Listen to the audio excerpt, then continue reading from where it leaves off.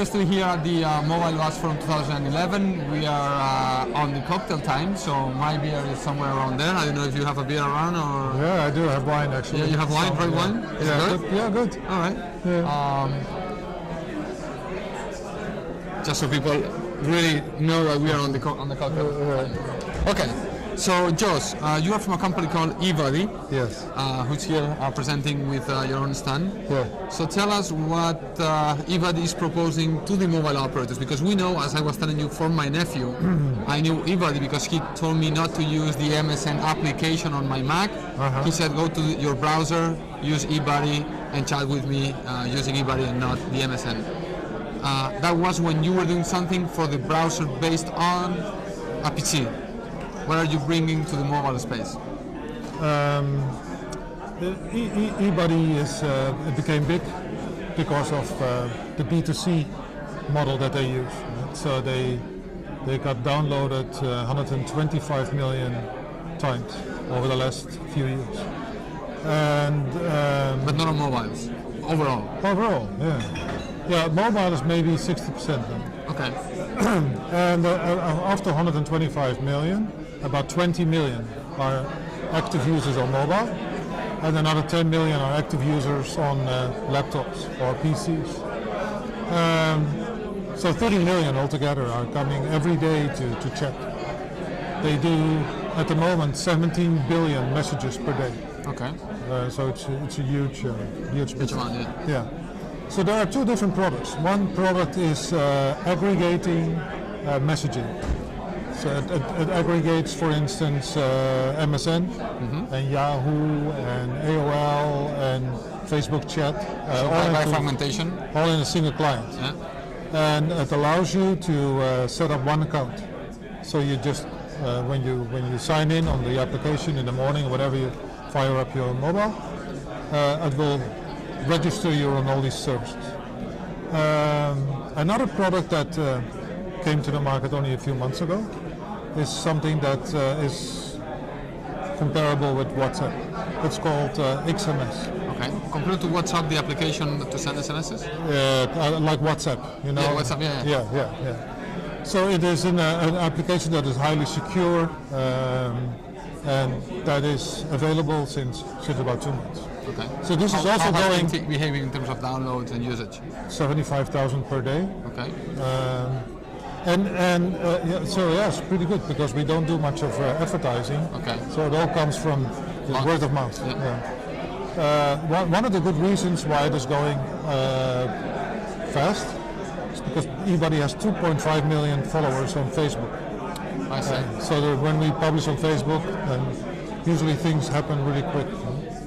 So now that we have 30 million users, we are building a new group, and that's what I'm doing,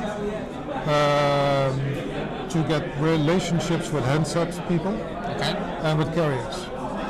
So what we're doing is we're working with handset people in Asia, primarily, in China, Taiwan, but also with Nokia, Motorola. So we are trying to build more ecosystem that applications also come on the handset. Yeah.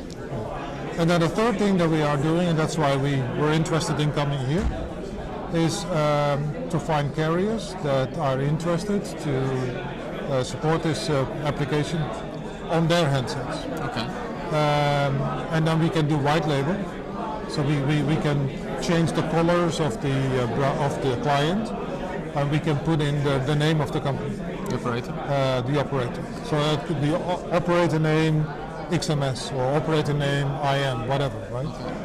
And the intention of doing it is to get more users. Okay. We are providing the client for free, so there are no costs involved in supporting eBuddy, and we are making money with advertising.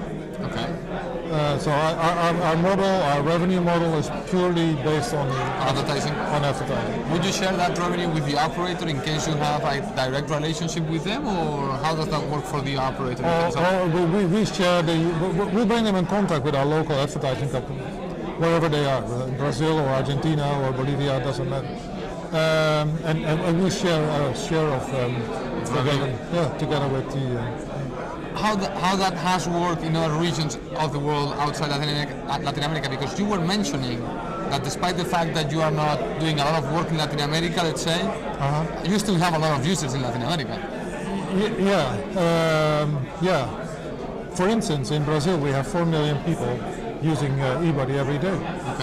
And we haven't done any promotion in Brazil at all. So this is typically what happens after people join us on Facebook and follow us, and the word of mouth from one person to another, like my nephew. Your nephew. Forced me to use eBuddy. It was good though. I had a good experience. Because I used to have different accounts. I had a Yahoo and an MSN. So I was able to put, to combine the two in one platform, which I think is one of the major issues that we may face.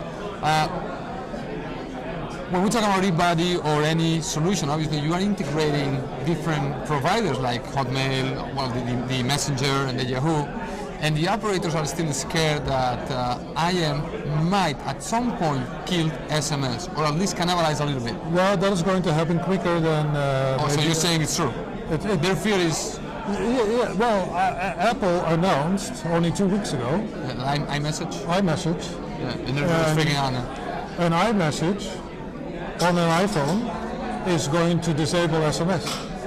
And many people have not realized that in the announcement. But what it really means is that when 2 people are using an iPhone on the new platform, on the OS 5 platform, they cannot, even if they want to, they cannot use SMS. Are you serious? Serious. Yes. Yeah, I'm going to announce that tomorrow to the audience too, because I thought the whole world understood it, but nobody does. Nobody does. And let me ask you something. I mean, the operators have been fighting for the exclusivity of the iPhone, and after the exclusivity was over, all the operators jumped to sell the iPhone. Right. If iPhone 5, because you're saying this is for iPhone 5. This is iPhone 5, September. The next iteration of the iPhone.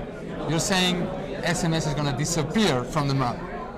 If the iPhone to iPhone communicates, iPhone to iPhone, they cannot send an SMS. That's true. Well, that's.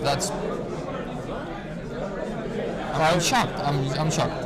I'm truly shocked because no. Because I just had we have the analyst here from Informa. I don't know if you've met him, Daniel. So Daniel is doing work in terms of figuring out what's happening with messaging in Latin America.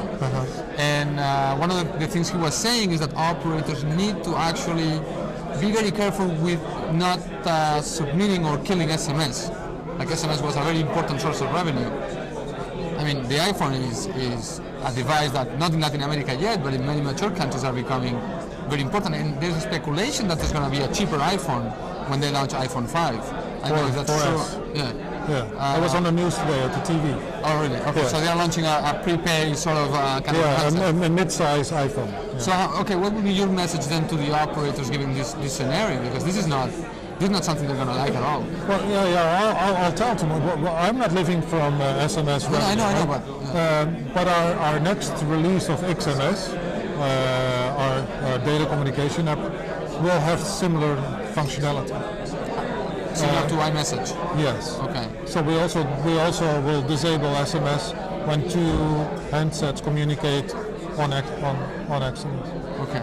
But this is where the market is now going, right? So Apple has set a direction, and I think everyone will follow quickly. Just because otherwise Apple will take another leap of the market.